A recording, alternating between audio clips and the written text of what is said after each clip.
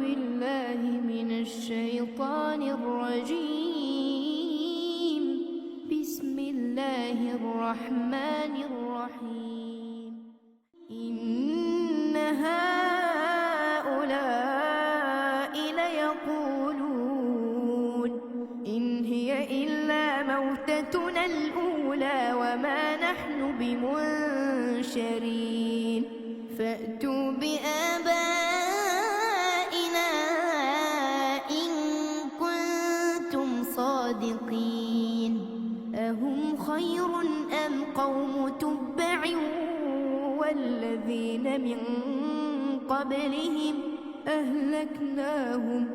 أهلكناهم إنهم كانوا مجرمين. وما خلقنا السماوات والأرض وما بينهما لاعبين ما خلقناهما إلا بالحق ولكن أكثرهم لا يعلمون. إن يوم الفصل ميقاتهم أجمعين يوم لا يغني مولى عن مولى شيئا ولا هم ينصرون إلا من رحم الله إنه هو العزيز الرحيم.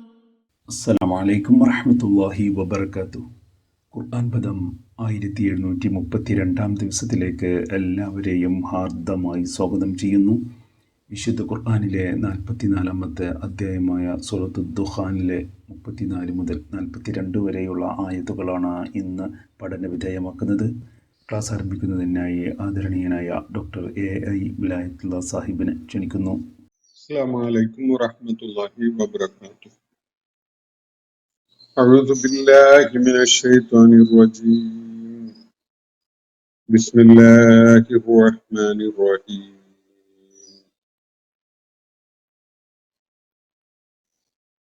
إن هؤلاء ليقولون إن هي إلا موتتنا الأولى وما نحن بمنشرين فأتوا بآبائنا إن كنتم صادقين.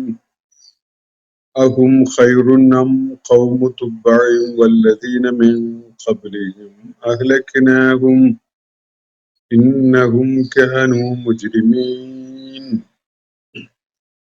وما خلقنا السماوات والأرض وما بينهما لاعبين ما خلقناهما إلا بالحق ولكن أكثرهم لا يعلمون.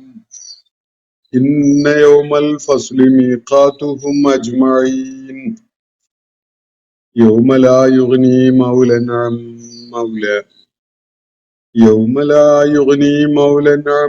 مولى شيئا ولا هم ينصرون إلا من رحم الله إنه هو العزيز الرحيم.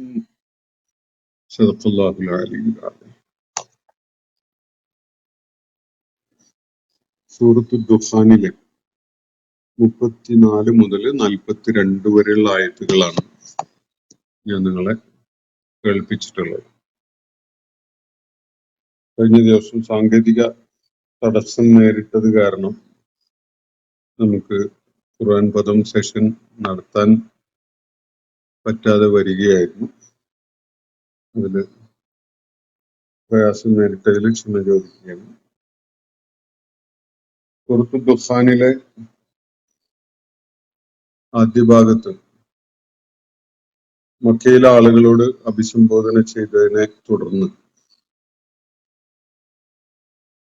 ബനു Israel സമൂഹത്തിന്റെ ഈജിപ്തിലെ കാലഘട്ടത്തെ പരാമർശിച്ചുകൊണ്ട് ഫിറോൻ സമൂഹത്തെ അവർ നേരിട്ട ജീവിതാവസ്ഥകളെ വളരെ സംക്ഷിപ്തമായിട്ട് വിവരിച്ച ഭാഗമാണ് നമ്മൾ പഠനം പൂർത്തിയാക്കുകയുണ്ടായത്. ആ ഭാഗത്ത് ഫിറോവിന്റെയും അയാളെ പിന്തുണച്ചുകൊണ്ട് നിലകൊള്ളുകയുണ്ടായ ആളുകളുടെയും ഒക്കെ അനുഭവത്തെ അള്ളാഹു പ്രത്യേകമായിട്ട് ഇവിടെ ഉയർത്തി കാണിക്കുന്നത് മക്കയിലെ നബി സല്ലല്ലാഹു അലൈഹി വസല്ലം അഭിസംബോധന ചെയ്തുകൊണ്ടിരുന്ന തരം ആളുകളുടെ നിലപാടുകൾ പുനഃപരിശോധിക്കാൻ അവർക്ക് ഈ ചരിത്ര സംഭവങ്ങൾ ഒരു കാരണമാവട്ടെ എന്ന നിലക്ക് ആവാൻ സാധ്യതയുള്ളതായിട്ടാണ് ഈ ആയാത്തുകളുടെ വിവരണ സന്ദർഭവും അതിന്റെ ഉള്ളടക്കവും ഒക്കെ നമുക്ക് നൽകുന്ന സൂചന. ഫിറൗൻ പ്രവൃത്തികളെ അള്ളാഹു ചെങ്കടലിൽ മുങ്ങി മരിക്കാൻ സാഹചര്യം ഒരുക്കുകയാണ് ഉണ്ടായത്. മൂസ അലൈഹി ഇസ്ലാമിനെയും അദ്ദേഹത്തോടൊപ്പം ചേർന്ന ബനു ഇസ്രായേൽ സമൂഹത്തെയും ചെങ്കടൽ കടന്നു പോകാൻ സുരക്ഷിതമായ ഒരു പാത ഒരുക്കി കൊടുക്കുകയാണ്. അതേ തുടർന്ന് അവരെ പിന്തുടർന്നുകൊണ്ട് അവരെ പിടികൂടാൻ ഉദ്ദേശിച്ചുകൊണ്ട്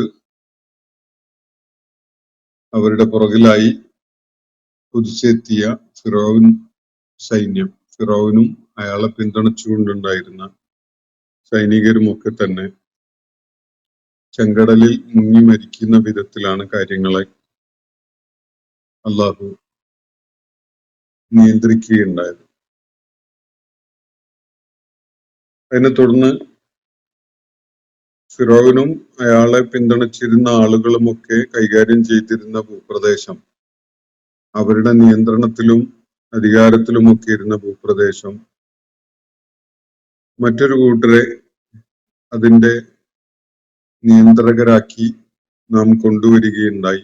അവർക്കാണ് അതിന്റെ അവകാശം അള്ളാഹു ഏൽപ്പിച്ചു കൊടുക്കുകയുണ്ടായത് എന്നാണ് ഇവിടെ വിവരിക്കപ്പെടുകയുണ്ടായിട്ടുള്ളത്. ആകാശമോ ഭൂമിയോ ഒന്നും തന്നെ ചെങ്കടലിൽ മുങ്ങി ഒടുങ്ങിപ്പോയ ഫിറോവിന്റെയും അനുയായികളുടെയും പേരിൽ കണ്ണീര് പൊഴിക്കുകയോ അവരുടെ ആ ദുരന്തത്തിൽ വിലപിക്കുകയോ ഒന്നും ചെയ്യുകയുണ്ടായില്ല. അവർക്ക് അല്പം സമയം നീട്ടിക്കൊടുക്കുന്ന വിഷയവും ഉണ്ടായിട്ടില്ല. ബനു ഇസ്രായേൽ സമൂഹത്തിന് അള്ളാഹു വളരെ സുരക്ഷിതമായ വിധത്തിൽ അവിടുന്ന് രക്ഷപ്പെടുത്തുകയും ആ വലിയ ദുരന്തവും മാനഹാനിയും അവരുടെ കാര്യത്തിൽ സംഭവിക്കാതെ അവരെ കാത്ത് രക്ഷിക്കുകയും ഉണ്ടായി എന്ന കാര്യം അള്ളാഹു ഇവിടെ വ്യക്തമാക്കുന്നുണ്ട്. വലിയ ധിക്കാരിയായിക്കൊണ്ട് സകല നിയന്ത്രണങ്ങളും പരിധിയും വിട്ട് പ്രവർത്തിച്ച ഫിറഔൻ വല്ലാത്ത അഹന്ത കാണിച്ചുകൊണ്ടാണ് അള്ളാഹുവിന്റെ ദൂതനെ നേരിടുകയുണ്ടായത് എന്ന കാര്യം തുടർന്ന് പറയുകയാണ്. അള്ളാഹു ഉദ്ദേശപൂർവം ഒരു ലക്ഷ്യം മുന്നിൽ കണ്ടുകൊണ്ട് തന്നെയാണ് ബനു ഇസ്രായേലിനെ ഇതര ലോക സമൂഹങ്ങൾക്ക് മീതെയായി അവരെ ഒരു ദൗത്യത്തിന് തിരഞ്ഞെടുക്കുകയുണ്ടായത് എന്നാണ് തുടർന്ന് പറയുന്നത്. അവർക്ക് തുടരെ തുടരെ ദൈവിക ദൃഷ്ടാന്തങ്ങൾ അള്ളാഹു നൽകിയ കാര്യവും അള്ളാഹു അവരുടെ മുന്നിൽ അവതരിപ്പിച്ച് അവർക്ക് നൽകിയ ഓരോ ദൃഷ്ടാന്തത്തിലും അവർക്ക് ഒരു പരീക്ഷണം അടങ്ങിയിട്ടുണ്ടായിരുന്നു എന്ന കാര്യവും തുടർന്ന് വ്യക്തമാക്കുകയാണ്. ഈ കാര്യങ്ങളൊക്കെ പറഞ്ഞതിന് ശേഷം അള്ളാഹു മക്കയിലെ വിശുദ്ധ ഖുർആൻ അഭിസംബോധന ചെയ്യുന്ന ആളുകളിലേക്ക് തിരിഞ്ഞുകൊണ്ട് അവരെ പരാമർശിച്ചുകൊണ്ടാണ് ഇന്ന് ഞാൻ നിങ്ങളെ കേൾപ്പിച്ച ആയത്തുകളിൽ അള്ളാഹു ചില കാര്യങ്ങൾ പറയുന്നത്. ഇന്നഹ ഉലഇ ലയഖൂലൂൻ, ഈ കൂട്ടർ ഇതാ പറയുന്നു. മക്കയിലെ നബി സല്ലല്ലാഹു അലൈഹി വസല്ലം അഭിസംബോധന ചെയ്തുകൊണ്ടിരുന്ന ആളുകൾ അദ്ദേഹത്തിന്റെ പ്രബോധന ദൗത്യത്തോട് പ്രതികരിച്ചുകൊണ്ട് അദ്ദേഹം അവരെ കേൾപ്പിച്ചുകൊണ്ടിരുന്ന കാര്യങ്ങളോടുള്ള പ്രതികരണം എന്ന നിലക്ക് അവര് പറയുകയാണ്, അവർ ഇക്കാര്യമാണ് പറയുന്നത്. ഇന്നഹ ഉലഇ ലയഖൂലൂൻ, ഈ കൂട്ടർ ഇതാ ഇങ്ങനെ പറയുകയാണ്. ഇൻഹിയ ഇല്ല മൗതത്തുനൽ ഊല. ഇതേ ഈ പറയപ്പെടുന്ന മരണമുണ്ടല്ലോ, ഒരു ഉയർത്തെഴുന്നേൽപ്പ് അതിനുശേഷം ഉണ്ടാകും എന്നൊക്കെ അള്ളാഹുവിന്റെ ദൂതൻ എന്ന് അവകാശപ്പെട്ടുകൊണ്ട് രംഗത്ത് വന്ന ഈ വ്യക്തി പറഞ്ഞുകൊണ്ടിരിക്കുകയാണല്ലോ. എന്നാൽ അങ്ങനെയൊന്നുമില്ല കേട്ടോ. ഒരേ ഒരു മരണമേ സംഭവിക്കാനുള്ളൂ, അതിനുശേഷം ഒരു ചുക്കും ചുണ്ണാമ്പും വരാൻ പോകുന്നില്ല എന്നാണ് മക്കയിലെ ആളുകളുടെ പ്രതികരണം. അവർ പറയുന്നത് ഇൻഹിയ ഇല്ല മൗതത്തുനൽ ഊല. നമ്മുടെ ഈ ആദ്യത്തെ ഒരു മരണം ഉണ്ടല്ലോ, അങ്ങനെ ഒരു മരണം തന്നെ ഉള്ളൂ, വേറെ മരണമൊന്നുമില്ല. അതിനുശേഷം ഒരു ഉയർത്തെഴുന്നേൽപ്പോ ജീവിതമോ പിന്നെ മരണമോ അങ്ങനെ ഒന്നുമില്ല. ആകെ സംഭവിക്കാനുള്ളത് എല്ലാവരും നേരിട്ടുകൊണ്ടിരിക്കുന്ന നമ്മുടെ പൂർവികരായ സമൂഹങ്ങളൊക്കെയും ഏറ്റുവാങ്ങിയ പോലെയുള്ള ഒരു മരണം, അത് അവർക്കുണ്ടായിരുന്നു, നമുക്കുമുണ്ട്. ഇങ്ങനെയല്ലാതെ മരണശേഷം പിന്നെ മറ്റൊരു ജീവിതാവസ്ഥയിലൂടെ കടന്നു പോവുക, പിന്നീട് അതിന്റെ തുടർന്നുള്ള സംഭവങ്ങൾ ഉണ്ടാവുക, അതൊന്നുമില്ല. മരണത്തോടെ എല്ലാം തീർന്നു, ആകെ ഒരു മരണം തന്നെ ഉള്ളൂ. ഇൻഹിയ ഇല്ല മൗതത്തുനൽ ഊല. നമ്മുടെ ഈ പറയപ്പെട്ട ഒന്നാമത്തെ മരണം ഉണ്ടല്ലോ, അത് തന്നെ ഉള്ളൂ. നമ്മുടെ വേറെ മരണമൊന്നുമില്ല, അല്ലെങ്കിൽ അതിനെ തുടർന്ന് യാതൊന്നും സംഭവിക്കാനില്ല. ഇൻഹിയ ഇല്ല മൗതത്തുനൽ ഊല. അപ്പോ അവിടെ അന്തരീക്ഷത്തില് ഉയർന്നു കേട്ടുകൊണ്ടിരിക്കുന്ന ചില വിഷയങ്ങളുണ്ട്. നബി സല്ലല്ലാഹു അലൈഹി വസല്ലമയുടെ ദൗത്യ നിർവഹണവുമായി ബന്ധപ്പെട്ടുകൊണ്ടുള്ള ചില കാര്യങ്ങള് വളരെ പ്രാധാന്യപൂർവ്വം ചർച്ച ചെയ്യപ്പെട്ടുകൊണ്ടിരിക്കുകയാണ്. അതിൽ പ്രധാനപ്പെട്ട ഒന്ന് അള്ളാഹുവിന്റെ ഏകത്വവും മുഹമ്മദ് നബി സല്ലല്ലാഹു അലൈഹി വസല്ലമയുടെ പ്രവാചകത്വവും കഴിഞ്ഞാൽ അവരുടെ ശ്രദ്ധ വളരെ കൂടുതലായിട്ട് പതിഞ്ഞിരുന്ന ഒരു വിഷയം ഉയർത്തെഴുന്നേൽപ്പാണ്. മരണാനന്തര ജീവിതത്തെ കുറിച്ചുള്ള ഖുർആൻ കൽപ്പിച്ചുകൊണ്ടിരിക്കുന്ന കാര്യങ്ങളുമായി ബന്ധപ്പെട്ട വിഷയമാണ്. അതിനോടാണ് അവര് പ്രതികരിക്കുന്നത് ഇങ്ങനെ, ഇൻഹിയ ഇല്ല മൗതത്തുനൽ ഊല. അതെ, ഈ പറഞ്ഞുകൊണ്ടിരിക്കുന്ന സംഗതി ഉണ്ടല്ലോ, അത് ആകെയിൽ ഒരു മരണം തന്നെ ഉള്ളൂ, ആ ഒന്നാമത്തെ മരണം. പിന്നെ അതിനുശേഷം യാതൊന്നുമില്ല. ആ മരണം സംഭവിച്ചു കഴിഞ്ഞാൽ പിന്നെ ഒരു ഉയർത്തെഴുന്നേൽപ്പ്, അതിനുശേഷം വിചാരണ, നരക സ്വർഗങ്ങൾ, അങ്ങനെയുള്ള സംഗതിയൊന്നുമില്ല. ഈ മരണത്തോടെ എല്ലാം കഴിഞ്ഞു. ഇൻഹിയ ഇല്ല മൗതത്തുനൽ ഊല. നമ്മുടെ ഈ ആദ്യത്തെ ഒരു മരണം ഉണ്ടല്ലോ, ഇപ്പൊ ഇവിടെ ചർച്ചയിലുള്ള മരണവും മരണാനന്തരവും പോലെയുള്ള വിഷയങ്ങളിലാണല്ലോ നമ്മൾ ഉടക്കി നിൽക്കുന്നത്. അതില് നമ്മളുടെ ഈ ആദ്യത്തെ ഒരു മരണം, അത് മാത്രമേ ഉള്ളൂ, വേറെ ഒന്നുമില്ല. ഇതാണ് അവര് പറയുന്നത്. വമാ നഹ്നു ബിമുൻശരീൻ. നമ്മൾ അതിനുശേഷം ഉയർത്തെഴുന്നേൽപ്പിക്കപ്പെടാനൊന്നും പോകുന്നില്ല. വമാ നഹ്നു ബിമുൻശരീൻ. ഇതാണ് മക്കയിലെ ആളുകൾ നബി സല്ലല്ലാഹു അലൈഹി വസല്ലമയുടെ ദൗത്യ നിർവഹണത്തിനോടും സന്ദേശത്തോടും പ്രതികരിച്ചുകൊണ്ട് പറയുകയുണ്ടായത്. വമാ നഹ്നു ബിമുൻശരീൻ. നമ്മൾ നശ്റിന് വിധേയമാകാൻ പോകുന്നില്ല. എല്ലാവരെയും ഒരുമിച്ച് കൂട്ടപ്പെടുന്ന ഒരു ഉയർത്തെഴുന്നേൽപ്പ് എന്നൊരു പ്രക്രിയ, അങ്ങനെ ഒരു സംഗതിയിലേക്ക് നമ്മൾ നയിക്കപ്പെടാൻ പോകുന്നില്ല. വമാ നഹ്നു ബിമുൻശരീൻ. നമ്മൾ നശ്ർ ചെയ്യപ്പെടാൻ പോകുന്നേ ഇല്ല. മരണം അതോടെ തീർന്നുവല്ല, പിന്നെ ഒന്നുമില്ല. നമ്മൾ ഉയർത്തെഴുന്നേൽപ്പിക്കപ്പെടാനൊന്നും പോകുന്നില്ല. അതൊക്കെ ഇയാൾ ഓരോന്ന് പറഞ്ഞുകൊണ്ടിരിക്കുകയാണ്. അതിനൊന്നും യാതൊരു അടിത്തറയും ഇല്ല. ഇതാണ് മക്കയിലെ ആളുകൾ പറഞ്ഞുകൊണ്ടിരുന്നത്. ഇനി അങ്ങനെയല്ല, നമ്മൾ പറയുന്ന പോലെ മരണശേഷം ഒരു ഉയർത്തെഴുന്നേൽപ്പും അതിനെ തുടർന്നുള്ള സംഭവങ്ങളൊക്കെ മുഹമ്മദ് പറയുന്ന പോലെ ഉണ്ടായിരുന്നെങ്കിൽ ഞങ്ങൾക്ക് പറയാനുള്ളത് ഇതാണ്. ഫഅ്തു ബി ആബാഇന ഇൻ കുൻതും സാദിഖീൻ. നിങ്ങൾ വളരെ ഗൗരവത്തിൽ സത്യസന്ധമായി പ്രാധാന്യപൂർവം ആണിത് പറയുന്നതെങ്കിൽ, തമാശക്കളിയായിട്ടല്ല, കാര്യഗൗരവത്തോടു കൂടിയാണ് നിങ്ങൾ ഇത് പറയുന്നതെങ്കിൽ, ഒരു കാര്യം ചെയ്യ്. ഫഅ്തു ബി ആബാഇന. ഞങ്ങളുടെ പ്രപിതാക്കന്മാരെ നിങ്ങളൊന്നിങ്ങ് കൊണ്ടുപോവാ. അവര് മരിച്ചുപോയവരാണല്ലോ, അവരെ ഒന്ന് ജീവിതത്തിലേക്ക് തിരികെ കൊണ്ടുവരൂ എന്നാണ് ഇവിടെ പറയുന്നത്. ഓർത്തു പോകുന്നത് ഷേക്സ്പിയറുടെ സമകാലികനായിരുന്ന ക്രിസ്റ്റഫർ മാർലോ എന്ന പേരിൽ അറിയപ്പെട്ടിരുന്ന ഒരു പ്രമുഖനായ നാടകകൃത്തുണ്ടായിരുന്നു. അയാളുടെ ഒരു നാടകത്തില് ഡോക്ടർ ഫോസ്റ്റസ് എന്നാണ് അതിന്റെ പേര്. ഡോക്ടർ ഫോസ്റ്റസിന് ചില മാന്ത്രിക വിദ്യകളും കഴിവുകളും ഒക്കെ കരഗതമായ ഘട്ടത്തില് അയാൾക്ക് അയാളുടെ സ്വപ്നങ്ങളെ സാക്ഷാത്കരിച്ചു കൊടുക്കുന്ന അതിനായി രംഗത്തുണ്ടായിരുന്ന സ്പിരിറ്റിനോട് അയാള് ഒരു ഘട്ടത്തിൽ പറയുന്നത്, പൗരാണിക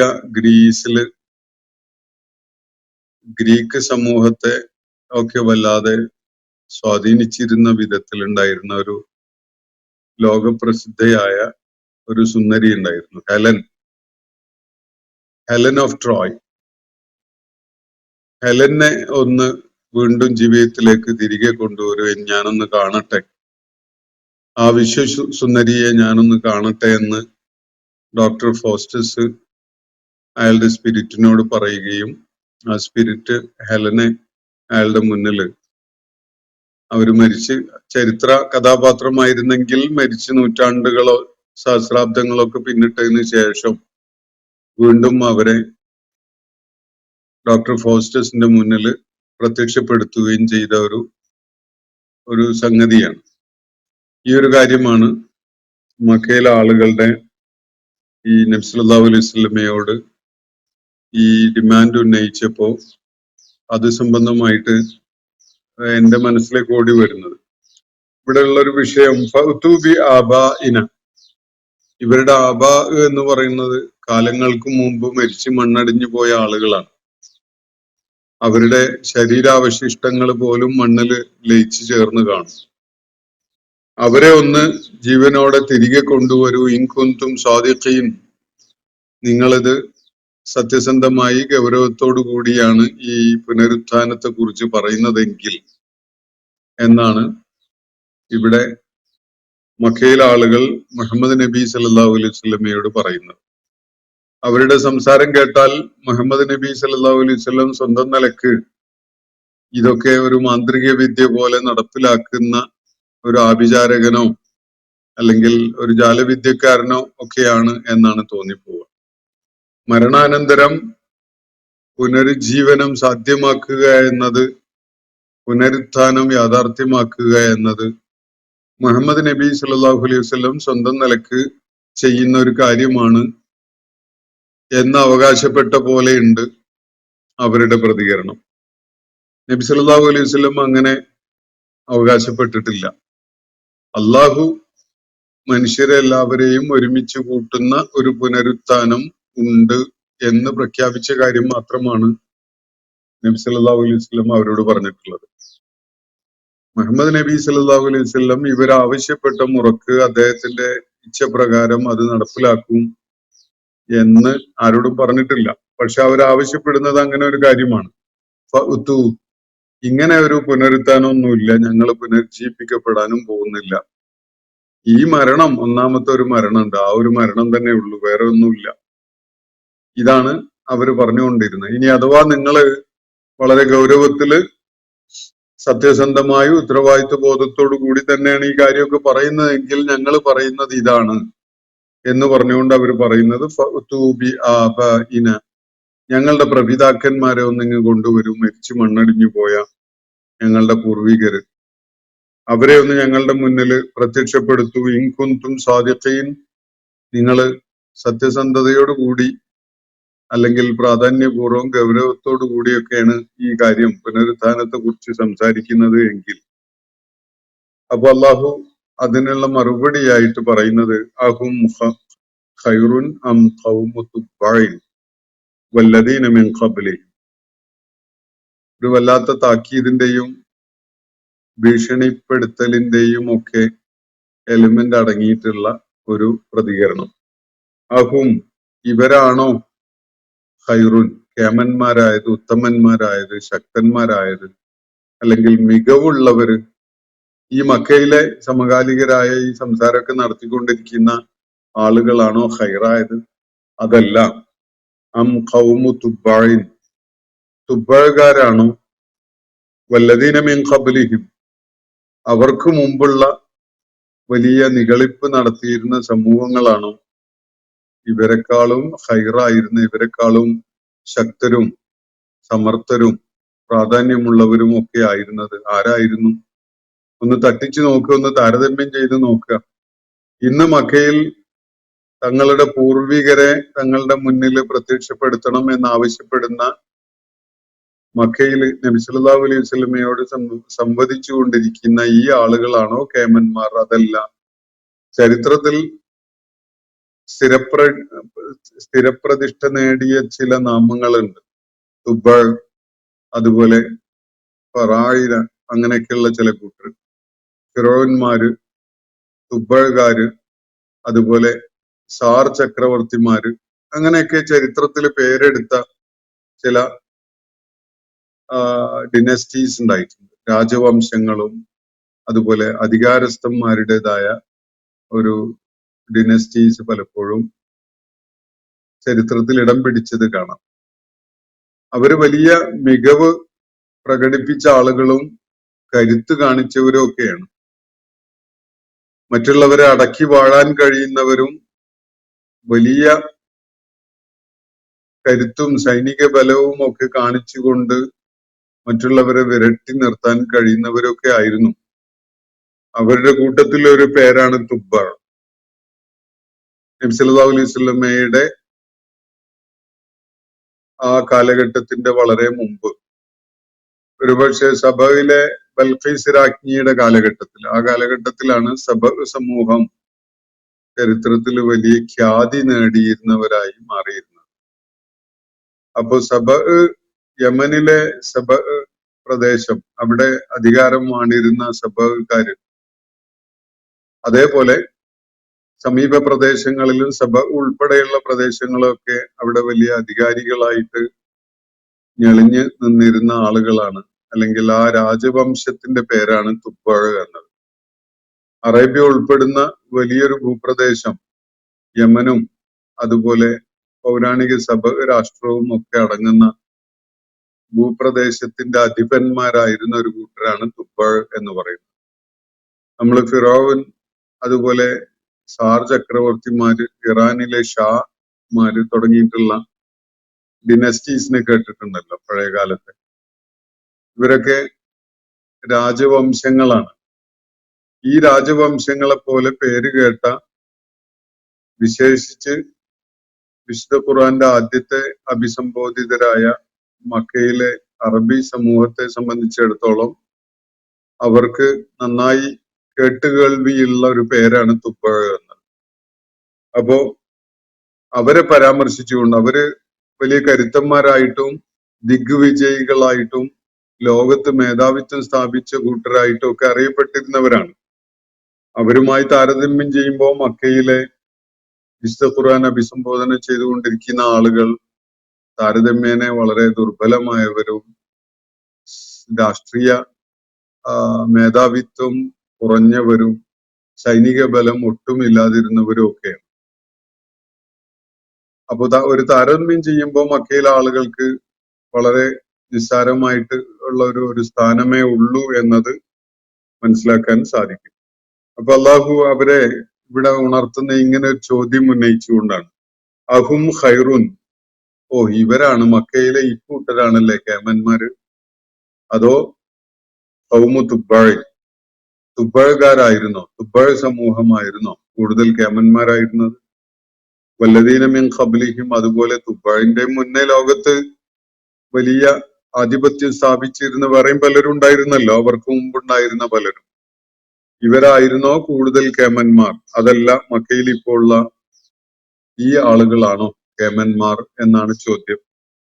എന്നാൽ കേട്ടോളൂ, അഹ്ലക്നാഹും, ഇവർക്ക് ഒരൊറ്റ ചോദ്യത്തിന് തന്നെ കണ്ണ് ചിമ്മി ലഭിക്കുന്ന ഉത്തരം മക്കയിലെ ഈ ആളുകളെക്കാളൊക്കെ എത്രയോ കരുത്തന്മാരും കേമന്മാരും തുബ്ബഴിനു മുമ്പുണ്ടായിരുന്ന സമൂഹങ്ങളുമായിരുന്നു എന്നതാണ് ഉത്തരം. എന്നിട്ട് അള്ളാഹു അവരെ പരാമർശിച്ചുകൊണ്ട് പറയുന്നത് അഹ്ലക്നാഹും, അവരൊക്കെ നമുക്ക് ചീള് കേസായിരുന്നു എന്ന് പറയുന്ന പോലെ നാം അവരെയൊക്കെ നശിപ്പിച്ചു കഴിഞ്ഞിട്ടുണ്ട്. തുബ്ബഴിനെ നാം നശിപ്പിക്കുകയുണ്ടായി, അവരെ ധിക്കാരികളായി അതിർവരമ്പുകളെ മാനിക്കാത്ത അഹന്തയുടെ ആളുകളായി മാറിയപ്പോ അവരെ നാം തുടച്ചു നീക്കി. അതുപോലെ അവർക്ക് മുമ്പും പല സമൂഹങ്ങളെയും ഇന്നത്തെ മക്കയിലെ കരുത്തന്മാര് എന്ന് പറയുന്ന ഈ ആളുകളെക്കാളൊക്കെ എത്രയോ ശക്തിയും കരുത്തും മേധാവിത്വം ഒക്കെ ഉണ്ടായിരുന്ന ആളുകളായിരുന്നു. പക്ഷെ അവരെ നശിപ്പിക്കാൻ നമുക്ക് ഒട്ടും വേർക്കേണ്ടി വന്നിട്ടില്ല, ഒട്ടും പ്രയാസപ്പെടേണ്ടി വന്നിട്ടില്ല. അഹ്ലക്കിനാകും അതൊക്കെ നമുക്ക് നിസ്സാരമായിട്ട് കൈകാര്യം ചെയ്യാനേ ഉണ്ടായിരുന്നുള്ളൂ. ഇന്ന് ലോകത്ത് നടന്നുകൊണ്ടിരിക്കുന്ന ഈ ഒരു സംഘർഷാവസ്ഥ ഉണ്ടല്ലോ, നല്ല മധ്യപൗരസ്ത്യ ഭൂപ്രദേശത്ത് അമേരിക്കൻ സാമ്രാജ്യത്വം മൂന്നാം ലോകത്തെ പലരെയും പല രാജ്യങ്ങൾ അടിച്ചൊതുക്കുന്നതിന്റെ തുടർച്ചയായിട്ട് അവര് ഇറാനിലെത്തിയ പിന്നിട്ട 1-2 മാസങ്ങൾ അതിന്റെ ചിത്രം കാണുകയുണ്ടായി. അതിന്റെ പുറകിലുള്ള ചരിത്രമൊക്കെ നമുക്കറിയാം. സദ്ദാം ഹുസൈന്റെ ഇറാഖിനെയും അതുപോലെ ലിബിയയിലെ ഗദ്ദാഫിയെയും അങ്ങനെ അതിനു മുമ്പ് അഫ്ഗാനിസ്ഥാനെയും അങ്ങനെ ഒന്നിനു പുറകെ ഒന്നായി പല രാജ്യങ്ങളെയും, വിശേഷിച്ച് ഇസ്ലാമിക സമൂഹത്തിന്റെ സാന്നിധ്യം കൂടുതലായിട്ടുള്ള പ്രദേശങ്ങളെ തലപൊക്കാൻ അനുവദിക്കാത്ത വിധത്തിൽ അടിച്ചൊതുക്കിയിട്ട ഒരു ചിത്രം നമ്മുടെ മുന്നിലുണ്ട്. അപ്പൊ ഇതുപോലെയുള്ള കേമത്തരം കാണിച്ചുകൊണ്ടിരിക്കുന്ന രാജ്യങ്ങളും ഭരണവർഗങ്ങളും ഒക്കെ നേരത്തെ പലതും കഴിഞ്ഞു പോയിട്ടുണ്ട്. തുബ്ബഴകാർ ഒരു ഉദാഹരണമാണ്. അതുപോലെ അവർക്കും മുമ്പ് വേറെ പലരും ഉണ്ടായിരുന്നു. അപ്പോ അവരായിരുന്നോ ചരിത്രത്തില് ഇങ്ങനെ അള്ളാഹു തുടച്ചു നീക്കിയ ഈ സമൂഹങ്ങളായിരുന്നോ കേമന്മാർ? അതല്ല ഇപ്പോ മക്കയിലുള്ള ഇങ്ങനെയൊക്കെ സംസാരിച്ചു കൊണ്ടിരിക്കുന്ന ആളുകളാണോ കേമന്മാർ എന്നതാണ് ചോദ്യം. മരണശേഷം യാതൊന്നുമില്ല, ഈ ആദ്യത്തെ ഒരു മരണം തന്നെയുള്ളൂ, നമ്മളാരും പുനർജീവിപ്പിക്കപ്പെടാൻ പോകുന്നില്ല എന്നൊക്കെ പറഞ്ഞുകൊണ്ട് വലിയ വായിൽ സംസാരിച്ചു കൊണ്ടിരിക്കുന്ന മക്കയിലെ ഈ ആളുകൾ ദുബായിനേക്കാളും അതിന്റെ മുമ്പുണ്ടായിരുന്ന അള്ളാഹു നശിപ്പിച്ച സമൂഹങ്ങളെക്കാളും ഒക്കെ കേമന്മാരായ വലിയ പ്രഗത്ഭന്മാരായ ആണോ എന്നതാണ് ചോദ്യം. എന്നാൽ ഈ ദുബായിനെയും അവരെ പോലെ ധിക്കാരത്തില് നിലക്കൊണ്ടിരുന്ന പല സമൂഹങ്ങളെയും നാം നശിപ്പിക്കുകയുണ്ടായിട്ടുണ്ട്. അഹ്ലക്കിനാഹും, നാം അവരൊക്കെ നശിപ്പിക്കുകയുണ്ടായതാണ്. ഇന്നഹും കാനൂ മുജ്രിമീൻ, അവര് അധർമ്മികളായിക്കൊണ്ട് വാണുകൊണ്ടിരിക്കുമ്പോൾ, അവര് ധിക്കാരികളും അക്രമകാരികളും കുറ്റവാളികളും അധർമ്മികളും ഒക്കെയായിട്ട് മാറിയപ്പോ അവരെ നാം നശിപ്പിച്ചതാണ്. മക്കയിലെ ആളുകളും അള്ളാഹുവിനെ സംബന്ധിച്ചിടത്തോളം വല്ലാണ്ട് വലിപ്പമൊന്നും ഏറൂല എന്നതാണ് ഇവിടെ പറയുന്ന കാര്യം. അവരെ കൈകാര്യം ചെയ്യാൻ അള്ളാഹു മതിയായവനല്ല എന്നൊരു തെറ്റിദ്ധാരണ അവർക്കുണ്ടെങ്കിൽ അവര് തുബൈന്റെയും അവർക്ക് മുമ്പ് ലോകത്ത് വിരാജിച്ചിരുന്ന പല പ്രമുഖ സമൂഹങ്ങളുടെയും അനുഭവം ഒന്ന് പരിശോധിക്കുന്നത് നല്ലതാണ്. ഇന്നഹും കാനൂ മുജ്രിമീൻ, അവര് നശിപ്പിക്കപ്പെടാനുള്ള അർഹത ഉള്ളവരായിരുന്നു, അവര് കുറ്റവാളികളായിരുന്നു, ധിക്കാരികളും അതിരും പരിധിയൊക്കെ വിട്ടുകൊണ്ട് പ്രവർത്തിച്ചവരൊക്കെ ആയി മാറിയിരുന്നു. ഇതാണ് അള്ളാഹു അവരെ കുറിച്ച്, തുബഴകാരെ കുറിച്ച് പറയുന്നത്. അല്ലെങ്കിൽ അവർക്ക് മുന്നേ നശിപ്പിക്കപ്പെട്ട സമൂഹങ്ങളുടെ കാര്യത്തിലുമായിട്ട് പറയുന്നത്. ഇന്നഹും കാനൂ മുജ്രിമീൻ, അവരൊക്കെയും തന്നെ കുറ്റവാളികളായിട്ടാണ്, അധർമ്മകാരികളായിട്ടാണ് ജീവിച്ചിരുന്നത്. ഇവരുടെ ഒക്കെ ഒരു പ്രത്യേകത, മക്കയിൽ ഇന്ന് ഈ നബി സല്ലല്ലാഹു അലൈഹി വസല്ലമയോട് വാഗ്വാദങ്ങൾ നടത്തിക്കൊണ്ടിരിക്കുന്ന ആളുകളുടെ അതേ രോഗം ഉണ്ടായിരുന്ന ആളുകളാണ് അവരും. മക്കയിലെ ഈ ആളുകളുടെ രോഗം അവര് മരണാനന്തര ജീവിതത്തില് ഉയർത്തെഴുന്നേൽപ്പില് വിശ്വസിക്കുന്നില്ല എന്നതാണ്. ചരിത്രപരമായി പരിശോധിക്കുമ്പോൾ ഉയർത്തെഴുന്നേൽപ്പില് പാരത്രിക ജീവിതത്തിൽ വിശ്വാസമില്ലാത്ത ഏത് സമൂഹവും ഭൗതിക അർത്ഥത്തില് എത്ര തന്നെ മുന്നേറ്റം നടത്തിയാലും അവരുടെ ദുരന്തം അത് കാരണത്താൽ തന്നെ സംഭവിക്കും. ഇപ്പൊ അമേരിക്കൻ സാമ്രാജ്യത്തിൽ നേരിട്ടുകൊണ്ടിരിക്കുന്ന വലിയൊരു വെല്ലുവിളി ഈ സ്വാഭാവികമായ ദുരന്തമാണ്. കാരണം ഒരു രാഷ്ട്രം എന്ന നിലക്ക്, ഒരു വലിയ സമൂഹം എന്ന നിലക്ക് പരലോക ജീവിതമുണ്ട്, മരണാനന്തരം ഒരു ഉയർത്തെഴുന്നേൽപ്പുണ്ട് എന്ന ബോധ്യമില്ലാത്ത ഒരു ബഹുഭൂരിപക്ഷം സമൂഹം അടങ്ങിയതാണ് അമേരിക്കൻ സമൂഹം.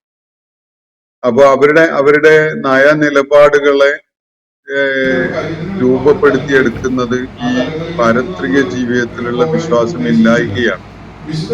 അവർക്കൊരു പുനരുത്ഥാനവും അതിനെ തുടർന്നുള്ള വിചാരണയും ഉണ്ടാകുമെന്ന ബോധമുണ്ടെങ്കിൽ അവരിങ്ങനെ സമൂഹങ്ങളെ കൊന്നൊടുക്കുകയോ ധിക്കാരപരമായ പ്രവർത്തനങ്ങൾ ചെയ്യുകയോ ഒന്നും ചെയ്യുകയില്ല.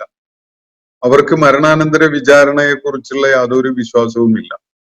അതുകൊണ്ട് മാത്രമാണ് ലോകത്തിന്റെ വലിയ പ്രമുഖനായ ഒരു രാജ്യത്തലവനെ കൊന്നുകളഞ്ഞിട്ട് ഞങ്ങളത് ചെയ്തു എന്ന് നിഗളിപ്പോട് കൂടി പറയാൻ അവർക്ക് സാധിക്കുന്നത്.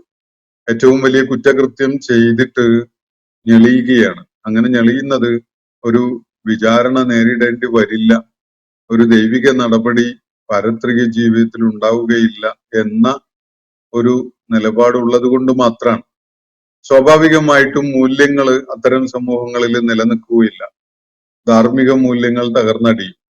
ആ സമൂഹം വളരെ വൈകാതെ തന്നെ കൂപ്പുകുത്തി തകർന്നു പോകും. ഇതാണ് ഏത് സമൂഹങ്ങളും, പാരത്രിക ജീവിതത്തിൽ വിശ്വാസമില്ലാത്ത ഏത് സമൂഹവും അവരെത്ര തന്നെ ഭൗതിക അർത്ഥത്തിലുള്ള മുന്നേറ്റം നടത്തിയാലും, അവരെത്ര തന്നെ സാങ്കേതിക മികവ് കാണിച്ചവരായാലും, എത്ര തന്നെ ശാസ്ത്രത്തിന്റെയും സാങ്കേതിക വിദ്യകളുടെയും ഒക്കെ മുന്നിൽ നടന്ന ആളുകളായിരുന്നാൽ പോലും പാരത്രിക ജീവിതത്തിൽ വിശ്വാസമില്ല എന്നൊരൊറ്റ കാരണത്താൽ തന്നെ അവരിൽ ധാർമ്മിക മൂല്യങ്ങൾ ഇല്ലാതെയായി തകർന്നടിയും.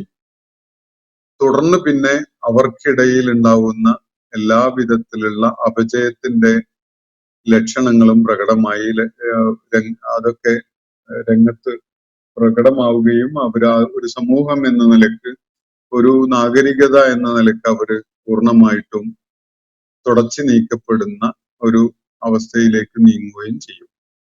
ഒരു സമൂഹത്തിന് പോസിറ്റീവായിട്ട് ചിന്തിക്കാനും സൃഷ്ടിപരമായി ലോക ജനതതികളെ കുറിച്ച് ആലോചിക്കാനും സമൂഹത്തിന് ഉത്തരവാദിത്വ ബോധത്തോടു കൂടി സമൂഹത്തില് അവരുടെ ധർമ്മം നിർവഹിക്കാനും ഒക്കെ സാധിക്കുന്നതിന്റെ ഏറ്റവും സുപ്രധാനമായ അടിത്തറയായിട്ടുള്ളത് പാരത്രിക ലോകത്തിലുള്ള വിശ്വാസമാണ്.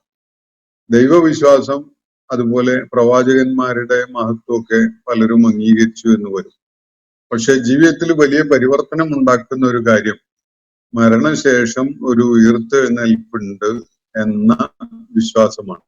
ആ വിശ്വാസത്തെ ഒരു സമൂഹം ഒരിക്കലും തന്നെ തകർന്നടിയാതെ പൂർണ്ണമായിട്ട് നശിച്ചു പോകാതെ പിടിച്ചു നിൽക്കുകയില്ല. അതാണ് യാഥാർത്ഥ്യം. തുബൈന്റെ കഥ, വിശുദ്ധ ഖുർആൻ പരാമർശിച്ച ആദ്, സമൂദ് പോലെയുള്ള സമൂഹങ്ങളുടെ കഥ, അതുപോലെ ഒരുപാട് വിഭാഗങ്ങൾ ഖുർആൻ വളരെ വിശദമായിട്ട് പലയിടങ്ങളിലും പരാമർശിച്ചിട്ടുണ്ട്. അവരുടെയൊക്കെയും കഥകൾ വെളിപ്പെടുത്തുന്നത് പരലോക ജീവിതത്തിലും മരണാനന്തരമുള്ള ഉയർത്തെഴുന്നേൽപ്പിനെ കുറിച്ചും അതുപോലെ വിചാരണയെക്കുറിച്ചും രക്ഷാ ശിക്ഷകളെ കുറിച്ചും ഒന്നുള്ള ബോധ്യമില്ലാത്ത, വിശ്വാസമില്ലാത്ത ആളുകളായിരുന്നു അവര് എന്നതാണ്. അതാണ് അവരുടെ തകർച്ചക്ക്, ദുരന്തത്തിന് കാരണമായിട്ടുള്ളത്. പൗരാണിക ലോകത്തിന്റെ മാത്രമല്ല, ആധുനിക കാലഘട്ടത്തിലും സമൂഹങ്ങൾ വലിയ ഉയർച്ച നേടിയതിനു ശേഷം തകർന്നടിഞ്ഞു പോകുന്നതിന്റെ അടിസ്ഥാന കാരണം ഈ പരലോക ബോധമില്ല എന്ന വിഷയമാണ് എന്നത് അവയെ നിരീക്ഷിച്ചാൽ നമുക്ക് ബോധ്യപ്പെടും. അപ്പോ അള്ളാഹുവിടെ പറയുന്നത്, തുബഴകാരും അവർക്ക് മുമ്പുണ്ടായിരുന്നവരും വലിയ കേമന്മാരായിരുന്നു. മക്കയിലെ ആളുകളുമായി താരതമ്യം ചെയ്യുമ്പോൾ അവര് വളരെ വളരെ മികവ് കാണിച്ചിരുന്നവരാണ്. പക്ഷെ അവരെയൊക്കെ നാം നശിപ്പിച്ചിട്ടുണ്ട്. എന്നിട്ടാണോ മക്കയിലെ ഈ അടിസ്ഥാനരഹിതമായി സംസാരിച്ചു കൊണ്ടിരിക്കുന്ന ഈ ആളുകളുടെ കാര്യം? അപ്പോ അഹ്ലക്നാഹും, നാം അവരെ നശിപ്പിച്ചതാണ്. ഇന്നഹും കാനു മുജ്രിമീൻ, അവര് കുറ്റവാളികളായി, അധർമ്മികളായി മാറിയ ഘട്ടത്തിൽ അവര് അധർമ്മികളായി മാറുകയായിരുന്നു. അതിനാൽ അവരെ നാം നശിപ്പിക്കുകയുണ്ടായി. എന്നിട്ട് അള്ളാഹു തുറന്നു പറയാം, വമാ ഖലഖ്ന അസ്സമാവാതി വൽ അർള വമാ ബൈനഹുമാ ലാഇബീൻ. ഇവരെന്താ കരുതിയത്? അള്ളാഹു ഈ പ്രപഞ്ച സാകല്യത്തെ ഒരു തമാശക്ക് വേണ്ടി സൃഷ്ടിച്ചതാണെന്നാണോ? എന്നാൽ കേട്ടോളൂ, വമാ ഖലഖ്ന അസ്സമാവാതി വൽ അർള, ആകാശങ്ങളെയും ഭൂമിയെയും നാം സൃഷ്ടിക്കുകയുണ്ടായിട്ടില്ല. വമാ ബൈനഹുമ, അവയ്ക്കിടയിലുള്ളതിനെയും നാം സൃഷ്ടിക്കുകയുണ്ടായിട്ടില്ല. ലാഇബീൻ, ഒരു ലീലാവിലാസം എന്ന നിലക്ക്, ഒരു വെറും കളിതമാശ എന്ന നിലക്ക് ഞാൻ അല്ലെങ്കിൽ നാം ആകാശങ്ങളെയും ഭൂമിയെയും സൃഷ്ടിക്കുകയുണ്ടായിട്ടില്ല എന്നാണ് അള്ളാഹു പറയുന്നത്. ഇത്രയും ഗംഭീരമായ ആസൂത്രണം ചെയ്ത് ഈ ആകാശഭൂമികളെ, ഈ പ്രപഞ്ചത്തെ സംവിധാനിച്ചിട്ടുള്ള അള്ളാഹു അതൊക്കെ ഒരു തമാശക്ക് ചെയ്തതാണ് എന്നാണോ നിങ്ങൾക്ക് തോന്നുന്നത്?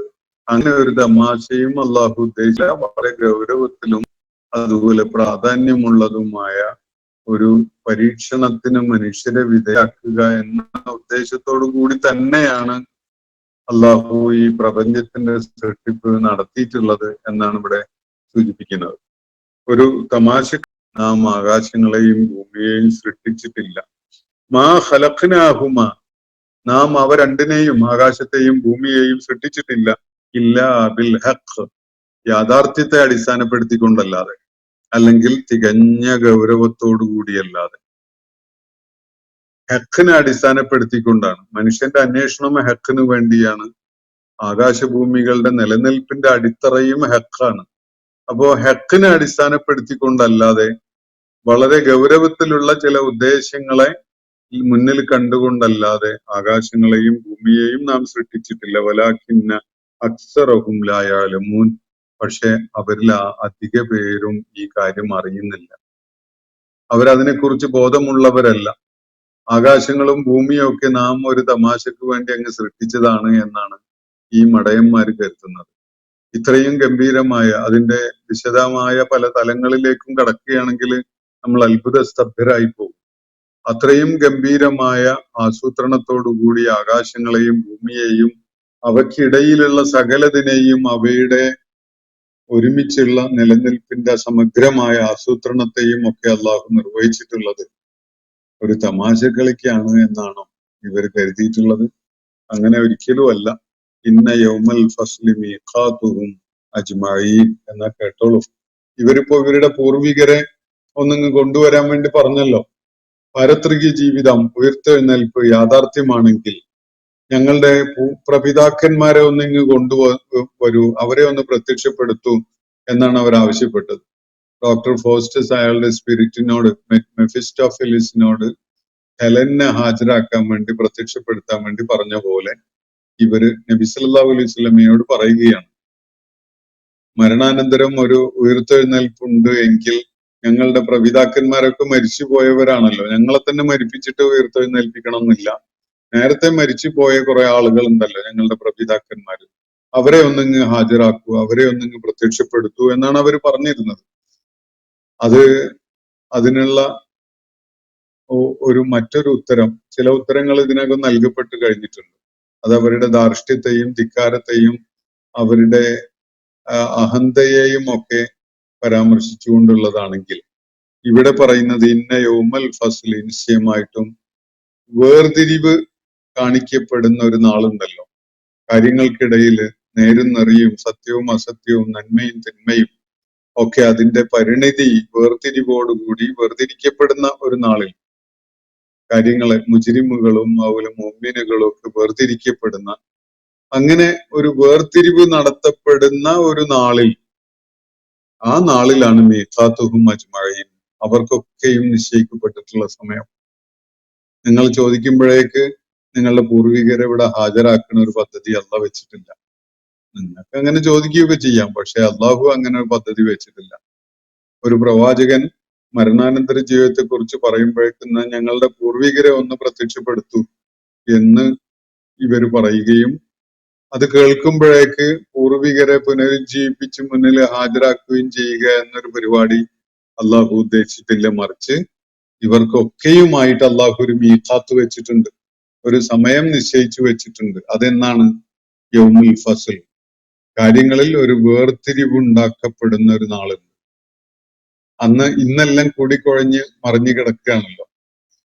നന്മ ചെയ്തവർക്കും ദ്രോഹം ചെയ്തവർക്കും ഒക്കെ ഇവിടെ പല അവസ്ഥകളും നമ്മൾ കാണുന്നുണ്ട്. വലിയ അക്രമികളായിരിക്കും ഒരുപക്ഷെ വലിയ സുഭിക്ഷതയോടുകൂടിയൊക്കെ ജീവിക്കുന്നുണ്ടാവും. വലിയ ധർമ്മിഷ്ഠരായ നന്മയുള്ള ആളുകളായിരിക്കും ഒരുപക്ഷെ വലിയ പ്രയാസങ്ങളൊക്കെ നേരിടുന്നുണ്ടാവുക. അപ്പൊ ഇത് ഒരു ഫസലിന്റെ ദിവസമല്ല. എന്നാൽ കാര്യങ്ങളിൽ കൃത്യമായ ഒരു ഫസല്, ഒരു വേർതിരിവ് നടത്തപ്പെടുന്ന ഒരു നാള് വരാനിരിക്കുന്നുണ്ട്. ആ നാളാണ് ഇവർക്കൊക്കെയുമുള്ള മീഖാത്ത് എന്നാണ് ഇവിടെ പറയുന്നത്. എന്തിനുള്ള മീഖാത്താണ്? നിശ്ചയിക്കപ്പെട്ടിട്ടുള്ള സമയം, അവർക്കായിട്ട് നിശ്ചയിക്കപ്പെട്ട സമയം, അവരുടെ ഉയർത്തെഴുന്നേൽപ്പിന്. ഇപ്പൊ അവർ ആവശ്യപ്പെട്ടല്ലോ, ഞങ്ങളുടെ ആബാവിനൊന്നെങ്കിൽ പ്രത്യക്ഷപ്പെടുത്തൂ എന്ന്. ഒരാളെയും പ്രത്യക്ഷപ്പെടുത്താൻ പോകുന്നില്ല, പക്ഷെ എല്ലാവരെയും പ്രത്യക്ഷപ്പെടുത്തും എന്നാണ് യൗമുൽ ഫസിൽ. കാര്യങ്ങളിൽ കൃത്യമായ ഒരു വേർതിരിവും നിർണയവും നടത്തപ്പെടാൻ പോകുന്ന ഒരു നാളുണ്ടല്ലോ. ആ നാളിൽ എല്ലാവർക്കുമായി നിശ്ചയിക്കപ്പെട്ട സമയം അതാണ്. മീഖാത്തുഹും അജ്മഈൻ യൗമ ലാ യുഗ്നി മൗലൻ അൻ മൗലൻ ശൈഅ. ഒരു ആത്മമിത്രത്തിനും തന്റെ ഉറ്റ കൂട്ടുകാരനെ ഒരു നിലക്കും പ്രയോജനപ്പെടുകയില്ലാത്ത ഒരു ദിവസമാണ് ഇന്ന്. ഞാനാവാൻ നിന്റെ മൗല എന്ന് പറഞ്ഞുകൊണ്ട് പലരും വരും. ആത്മമിത്രമാകാൻ ചങ്ക് ബടി എന്നൊക്കെയാണല്ലോ പുതിയ തലമുറ പറയാറുള്ളത്. അവരുടെയൊക്കെ ഭാഷയിലുള്ള അത്രയും വലിയ സൗഹൃദം കാണിച്ച് നമ്മുടെ കൂടെ എന്തിനും ഏത് പ്രതിസന്ധിയിലും കൂടെ നിൽക്കുന്ന പലരും ഉണ്ടാവും. അങ്ങനെയുള്ള ആളുകൾ പോലും അതേപോലെയുള്ള തങ്ങളുടെ കൂട്ടുകാർക്ക് വേണ്ടി ഒരു നിലക്കും പ്രയോജനപ്പെടാൻ പോകുന്നില്ലാത്ത ഒരു നാളാണത്, യൗമുൽ ഫസ്ൽ എന്ന് പറയുന്നത്. ആ നാള് യൗമ ലാ യുഗ്നി മൗലൻ, ഒരു ഉറ്റമിത്രത്തിനും അൻ മൗലൻ, ഉറ്റമിത്രത്തിന്, അയാളുടെ ആത്മമിത്രത്തിന് ഷൈഅ, ഒരു നിലക്കും പ്രയോജനം ചെയ്യുകയില്ലാത്ത ഒരു നാൾ. അന്ന് ആർക്കും ആരെയും സഹായിക്കാൻ വേണ്ടി ഓടി നടക്കാനോ അല്ലെങ്കിൽ വല്ല സഹായ ഹസ്തവും നീട്ടാനോ ഒന്നും സാധിക്കൂല. വലാഹും യുൻസറൂൻ, അവർക്ക് വേറെ എന്തെങ്കിലും നിലക്കുള്ള സഹായവും വന്നു ചേരാൻ പോകുന്നില്ല. അവര് സഹായിക്കപ്പെടുന്നതുമല്ല. മിത്രങ്ങൾ പരസ്പരം സഹായിക്കുന്ന ഒരു നാളല്ല അത്. ആർക്കും, അതെത്ര അടുത്ത മിത്രമായാലും, കുടുംബ ബന്ധത്തിലുള്ള മിത്രമായാലും, സൗഹൃദത്തിലുള്ള മിത്രമായാലും, മൗല രണ്ടു നിലക്കും ആവാം. കുടുംബപരമായി ഒരു മൗലയാവാം, സംരക്ഷകനും അതുപോലെ പാട്രൺ എന്നൊക്കെ പറയുന്ന വിധത്തിൽ അങ്ങനെ ആവാം. അതല്ലെങ്കിൽ സൗഹൃദത്തിന്റെ പേരിലുള്ള ഈ അടുപ്പത്തിന്റെ കാരണത്താലുള്ളതാവാം. രണ്ടായാലും അങ്ങനെയുള്ള ഒരു മൗലയും വേറൊരു മൗലക്കും ഉപകരിക്കുകയില്ലാത്ത ഒരു നാളാണത്. വലാഹും യുൻസറൂൻ, അവർക്ക് വേറെ എന്തെങ്കിലും വിധത്തിലുള്ള സഹായം വന്നു ചേരുവോ? അതുമില്ല. അങ്ങനെ ഒരു നാളാണ് നിശ്ചയിക്കപ്പെട്ടിരിക്കുന്നത്. എന്തിനു വേണ്ടിയാ? ഇവരെ മാത്രമല്ല, ഇവരുടെ സകല പൂർവികരെയും ഇവിടെ വീണ്ടും പ്രത്യക്ഷപ്പെടുത്തുന്നതിനായിട്ട് അള്ളാഹു നിശ്ചയിച്ചിരിക്കുന്ന ഒരു സമയമാണിത്. ഇല്ലാ മൻ റഹിമല്ലാഹു, അള്ളാഹുവിന്റെ കാരുണ്യം ലഭിച്ചവർക്ക് രക്ഷയുണ്ട് എന്നതല്ലാതെ അന്ന് ഈ പറയുന്ന വീമ്പ് പറച്ചിലൊന്നും ഒരു ഗുണം ഉണ്ടാകാൻ പോകുന്നില്ല. ഇന്നഹു ഹുവൽ അസീസുർ റഹീം, നിശ്ചയമായിട്ടും അവൻ അതിപ്രതാപവാനും അങ്ങേയറ്റത്തെ കരുണയുള്ളവനുമാണ് എന്നാണ് തുടർന്ന് അള്ളാഹു പറയുന്നത്. അന്ന് ഒരു കൂട്ടർക്ക് മാത്രമേ രക്ഷയുള്ളൂ. അത് ഇല്ലാ മൻ റഹിമല്ലാ, അള്ളാഹുവിന്റെ റഹ്മത്ത് ഏറ്റുവാങ്ങാൻ ഭാഗ്യം സിദ്ധിച്ചവര് ഒഴികെ ബാക്കി എല്ലാവരും അന്ന് വേർത്ത് കുളിക്കുകയായിരിക്കും. ബാക്കി എല്ലാവരും അന്ന് ഏറ്റവും വലിയ പ്രതിസന്ധി നേരിട്ടുകൊണ്ടിരിക്കുകയായിരിക്കും. അതിൽ നിന്ന് മുക്തിയുള്ളത് ഒരേ ഒരു വിഭാഗത്തിനാണ്. അതാരാണ്? മൻ റഹിമല്ലാ, ആർക്കാണോ അള്ളാഹുവിന്റെ റഹ്മത്ത്, അള്ളാഹുവിന്റെ കാരുണ്യം ലഭിച്ചിട്ടുള്ളത് അവര് ഒഴികെ. ഇന്നഹു, നിശ്ചയമായിട്ടും അള്ളാഹു ഹുവൽ അസീസ്, ഇങ്ങനെ എല്ലാവരെയും വരച്ച വരയിലേക്ക് കൊണ്ടുവരാൻ കഴിയുന്നു എന്നത് അള്ളാഹു ഇസ്സത്തുള്ളവനായതുകൊണ്ടാണ്. അള്ളാഹു അസീസ് ആണ് എന്നതിനുള്ള തെളിവ് കൂടിയാണത്. അന്ന് ഒരാളും അള്ളാഹുവിനെ ധിക്കരിച്ചുകൊണ്ട് പുറംചാടി പോവുകയില്ല. എല്ലാവരും അള്ളാഹു വരച്ച വരയിൽ അങ്ങനെ വന്നു നിൽക്കും. അള്ളാഹുവിന്റെ ഇസ്സത്ത് പ്രകടമാകുന്ന ഒരു ദിവസമാണത്. അതേപോലെ റഹീം, അവൻ കാരുണ്യവാനുമാണ്. അള്ളാഹുവിന്റെ കാരുണ്യവും അന്ന് ദർശിക്കാനാകും. അള്ളാഹു ഇസ്സത്തുള്ളവനും റഹ്മത്തുള്ളവനുമാണ് എന്നാണ് ഇവിടെ പറയുന്നത്. ഒരു ഭാഗത്ത് സകലരും അവർക്ക് നിശ്ചയിച്ച സമയം അനുസരിച്ച് അള്ളാഹുവിന്റെ മുന്നിൽ ഉയർത്തെഴുന്നേറ്റ് ഹാജരാകും എന്നത് അള്ളാഹുവിന്റെ ഇസ്സത്ത് വെളിപ്പെടുത്തുന്ന ഒരു സംഭവമാണെങ്കിൽ, ആ നാളിൽ ചിലർക്ക് ദൈവിക കാരുണ്യം ഏറ്റുവാങ്ങിക്കൊണ്ട് ആ നാളിന്റെ കഠോരതയിൽ നിന്ന് രക്ഷപ്പെടാൻ സാധിക്കുന്നു എന്നത് അവന്റെ റഹ്മത്തിന്റെ അടയാളമാണ്. അപ്പോ അള്ളാഹു ഇന്നഹു ഹുവൽ അസീസുർ റഹീം, അവൻ അതിപ്രതാപവാനും അങ്ങേയറ്റം കരുണ കാണിക്കുന്നവനുമാണ് എന്നാണ് ഇവിടെ പറഞ്ഞു വെക്കുന്നത്. അതിന്റെ അർത്ഥം അള്ളാഹുവിന്റെ കരുണ എല്ലാവരെയും തേടിയെത്തും എന്നൊന്നുമല്ല. അപ്പോ ഇന്നത്തെ സെഷൻ ഞാൻ ഇവിടെ അവസാനിപ്പിക്കുകയാണ്. സൂറത്തു ദുഖാനിലെ 34 മുതൽ 42 വരെയുള്ള ആയത്തുകളാണ് നമ്മൾ ഇന്ന് പഠന വിധേയമാക്കിയിട്ടുള്ളത്. അള്ളാഹു നമ്മെ എല്ലാവരെയും അനുഗ്രഹിക്കുമാറാവട്ടെ. വാഖിറു ദഅ്വാന അനിൽ ഹംദുലില്ലാഹി റബ്ബിൽ ആലമീൻ. അസ്സലാമു അലൈക്കും വറഹ്മത്തുള്ളാഹി വബറകാതുഹു. ഇന്നത്തെ ഖുർആൻ പദം ഇവിടെ സമാപിക്കുന്നു. ഖുർആൻ പഠനത്തിൽ പങ്കെടുത്ത എല്ലാവർക്കും അല്ലാഹു അർഹമായ പ്രതിഫലം നൽകി അനുഗ്രഹിക്കട്ടെ. വആഖിറു ദഅ്വാന അനിൽ ഹംദുലില്ലാഹി റബ്ബിൽ ആലമീൻ. അസ്സലാമു അലൈക്കും വറഹ്മത്തുള്ളാഹി വബറകാതുഹു.